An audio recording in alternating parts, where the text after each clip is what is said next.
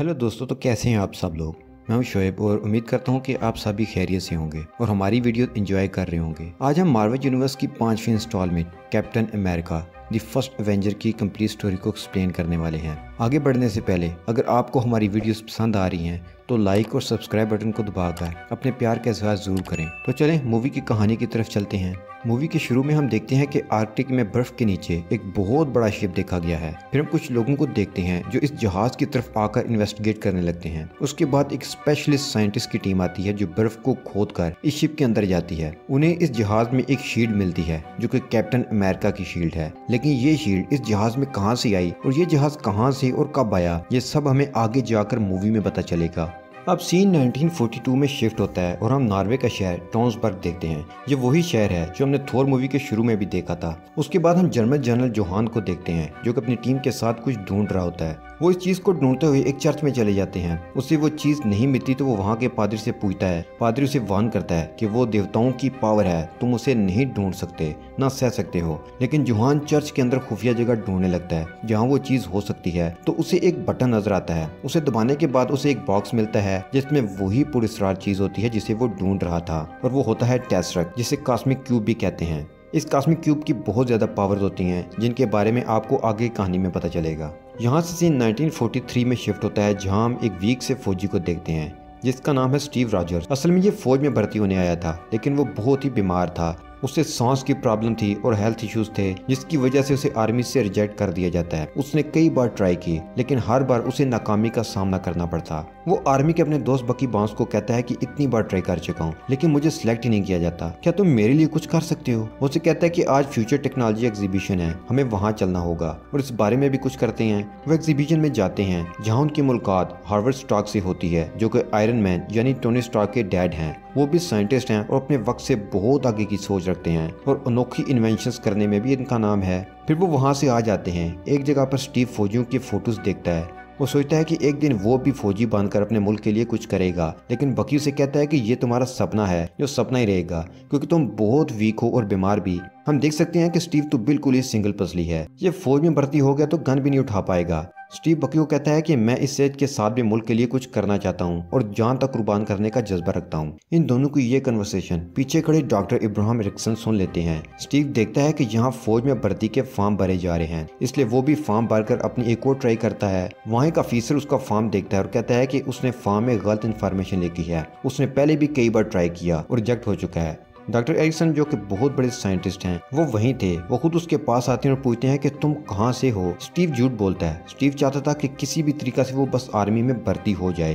Ericsson उसे कहता है कि अगर तुम मुझे सच बताओगे, राइट इन्फॉर्मेशन दोगे तो शायद मैं तुम्हारी हेल्प कर सकूं। तो स्टीव उसे बताता है कि वो ब्रुकलिन से है। डॉक्टर उसे ए वहाँ देता है। ए का मतलब कैप्टन अमेरिका, 1 का मतलब फर्स्ट एवेंजर। अब हम एक फौजी छावनी का सीन देखते हैं जहाँ चेस्टर फ्लिप और पैगी कार्टर को दिखाया जाता है। चेस्टर फ्लिप डॉक्टर एरिक्सन को कहता है कि आपको जो एक्सपेरिमेंट करना है उसके लिए मेरे पास स्टीव से ज्यादा फुर्तीला, तेज दिमाग और मजबूत फौजी है। आप उस पर सुपर सोल्जर एक्सपेरिमेंट करें। असल में doctor Erikson super soldier experiment करने वाले हैं जिसकी मदद से वो एक ऐसा सुपर सोल्जर बनाएंगे जिसमें बहुत सारी पावर्स होंगी जो कि फौज के लिए काफी हेल्पफुल होगा। डॉक्टर कहते हैं कि हमें सिर्फ बहादुर तेज दिमाग की जरूरत नहीं, उसके साथ कुछ और भी चाहिए। वो एक टेस्ट करते हैं। फौजियों के बीच एक बम फेंकते हैं। बम के फटते ही सब फौजी मारे जाते, इसलिए सब फौजी बशमूल चेस्टर के रिकमेंडेड फौजी के सब जान बचाने के लिए भागने लगते हैं। लेकिन स्टीव रॉजर बम पर जंप करके सबको बचाने की कोशिश करता है, यानी कि वो अपनी जान कुर्बान करके बाकी फौजियों को बचाता है। यहाँ से चेस्टर को समझ आ जाती है डॉक्टर ने स्टीव का इंतखाब क्यों किया, क्योंकि उसका जज्बा बहुत था और वो किसी भी हद तक जा सकता था। खैर वो बम नकली था और स्टीव बच जाता है और डॉक्टर एरिक्सन उसे बताते हैं कि स्पेशल एक्सपेरिमेंट के लिए तैयार रहो।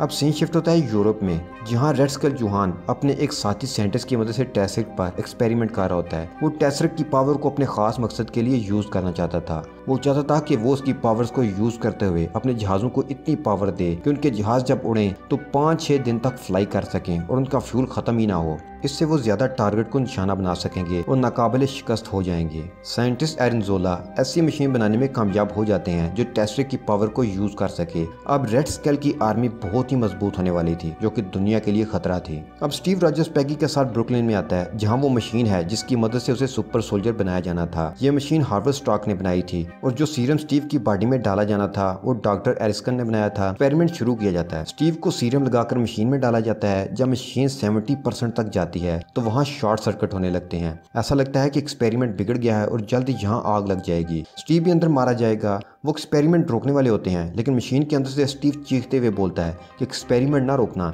इसे 100% कर दो। सब शॉक्ड हो जाते हैं कि ये सिंगल पसली बंदा अंदर से कितना मजबूत है और बहादुर है। हार्वर्ड स्टार्क उसकी बात मानते हुए मशीन को 100% कर देते हैं। एक्सपेरिमेंट रुकता है। मशीन खुलती है तो अंदर से वो सिंगल पसली स्टीव गायब था और उसकी जगह एक मस्कुलर बॉडी वाला सुपर सोल्जर बाहर निकलता है, यानी कि कमजोर जिस्म वाला लेकिन मजबूत इरादों और दिल वाला इंसान अब वाकई ही मजबूत सुपर ह्यूमन सुपर सोल्जर बन चुका था। सब देखकर खुश भी थे और हैरान भी। इसी दौरान वहाँ एक जासूस डॉक्टर एरिक्सन पर अटैक करता है। उन्हें शूट करके वो सुपर सोल्जर सीरम लेकर भाग जाता है। स्टीव डॉक्टर को कहता है कि मैं आपको मरने नहीं दूंगा। डॉक्टर उसे कहता है कि मेरी जान इतनी कीमती नहीं है, वो सीरम कीमती है, उसे बचाओ। अब स्टीव उसे पकड़ने के लिए उसका पीछा करता है। वो गाड़ी में बैठ कर निकल जाता है लेकिन स्टीव उसका पीछा जारी रखता है और आखिरकार उसे पकड़ ही लेता है। लेकिन वो जासूस अपने मालिक से वफादार था और साइनाइड की गोली खा लेता है। कहता है कि एक सर कटेगा तो दूसरे निकल आएंगे और मरने से पहले नारा लगाता है, हेल हाइड्रा। अब सीरम तो वेस्ट हो चुका था तो गवर्नमेंट डिसाइड करती है कि अब और सीरम नहीं बनेगा। जो एक सुपर सोल्जर है हम उसे ही कैप्टन अमेरिका बनाकर सोशल फिगर बनाएंगे और उसकी मदद से मुल्क भर के जवानों में जोश भरेंगे। कैप्टन अमेरिका अब एक पब्लिक फिगर है जिसे बच्चा बच्चा जानता है। अब उन्हें पता चलता है कि बकी बार्न्स की जो टीम रेड स्कल की बनाई हुई खतरनाक टीम के साथ फाइट करने गई थी उसे रेड स्कल ने कैद कर लिया है। तो कैप्टन अमेरिका उसे बचाने के लिए वहां जाता है और सारी टीम को बचाकर बाहर आ जाता है। लेकिन यहाँ उसका सामना रेड स्कल से होता है। जब वो अपना मास्क उतारता है तो स्टीव देखता है कि उसका चेहरा तो पूरे का पूरा रेड हो चुका है। स्टीव उसे पकड़ने की कोशिश करता है लेकिन रेड स्कल अपने साइंटिस्ट एरेंजोला के साथ भाग जाता है। कैप्टन अमेरिका अब सब सोल्जर को जिंदा बचाकर वापस कैंप ले आता है। वो अपने दोस्त बकी बार्न्स को बचाने में भी कामयाब हो चुका था। कैप्टन अमेरिका का ये कारनामा देखकर सब लोग बहुत ही खुश होते हैं, इसलिए उसके एजाज में एक पार्टी भी रखी गई थी। वहाँ वो बाकी फौजियों से बात करता है कि जब मैं सोल्जर्स को रेस्क्यू कर रहा था वहाँ मैंने मैप देखा था जिस पर बहुत सी कंट्रीज की लोकेशन मार्क थी, यानी रेड स्कल इन कंट्रीज पर अटैक करने वाला है। कैप्टन अमेरिका कहता है कि हमें चाहिए कि उसके अटैक करने से पहले ही हम उसके अड्डे पर अटैक कर दें ताकि दुनिया को बचाया जा सके।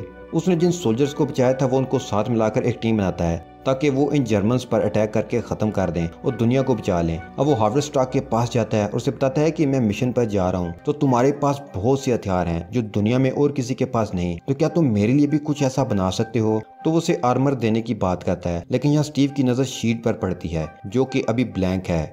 लेकिन यही कैप्टन अमेरिका की शील्ड बनने वाली है जो वाइब्रेनियम मेटल से बनी शील्ड है। ये मेटल इतनी मजबूत होती है कि इसे तोड़ना नामुमकिन है।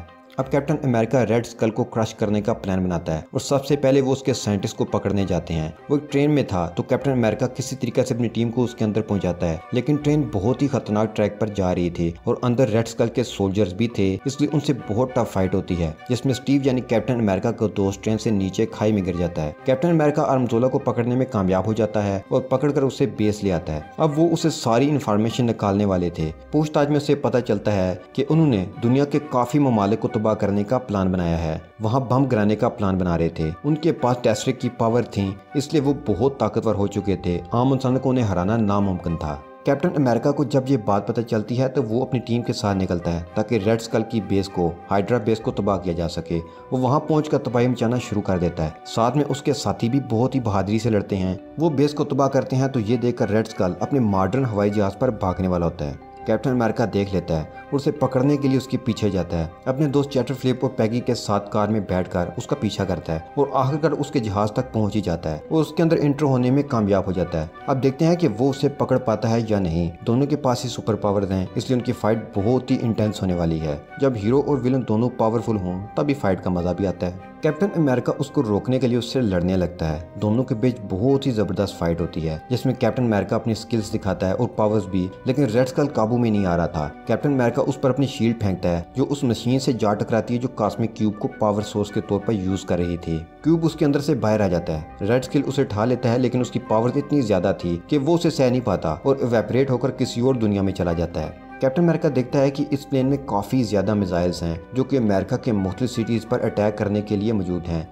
कैप्टन अमेरिका अब उसे रोक नहीं सकता था, इसलिए वाहिद हल यही था कि उस प्लेन को क्रैश करवा दिया जाए। वो अपनी गर्लफ्रेंड पैगी को फ़ोन करके ये सब बताता है और कहता है कि मुझे अगर अमेरिका और बाकी दुनिया को इससे बचाना है तो प्लेन को आर्कटिक में कहीं क्रैश करवाना होगा, यानी अब हमारा जुदा होने का वक्त आ चुका है। ये सुनकर पैगी दुखी हो जाती है और रोने लगती है, लेकिन उसके अलावा और कोई चारा भी नहीं था, तो कैप्टन अमेरिका प्लेन को आर्कटिक में ले जाकर एक वीरान जगह पर क्रैश कर देता है। अब काफ़ी अर्सा गुजर चुका है और बाकी लोग कैप्टन अमेरिका की तलाश जारी रखते हैं। एक दिन हार्वर्ड स्टार्क को समुद्र के अंदर से टेसरिक मिल जाता है। वो समझ जाता है कि अगर टेसरिक इस जगह से मिला है तो कैप्टन अमेरिका भी यहीं कहीं होगा। फिर उन्हें आर्कटिक में प्लेन मिल जाता है जिसमें कैप्टन अमेरिका भी था। वो उसे वहां से लेकर शील्ड फैसिलिटी में आ जाते हैं और उसे वापस जगाने लगते हैं, लेकिन वो नहीं जाग पाता। जब स्टीव की आंख खुलती है तो वो देखता है कि अभी 1940s का ही जमाना चल रहा है। हालांकि ऐसा नहीं था, स्टीव 70 ईयर्स के बाद सोता हुआ जागा था। वो आज के ज़माने में जागा था। ये शील्ड का बेस था। जब वो उठता है तो एक मैच की कमेंट्री रेडियो पर चल रही होती है। जब वो गौर करता है तो उसे याद आता है कि इस मैच में तो मैं खुद स्टेडियम में मौजूद था, तो यहाँ ये लाइव कमेंट्री कैसे चल रही है। उसे लगता है कि वो किसी मुसीबत में फंसा है,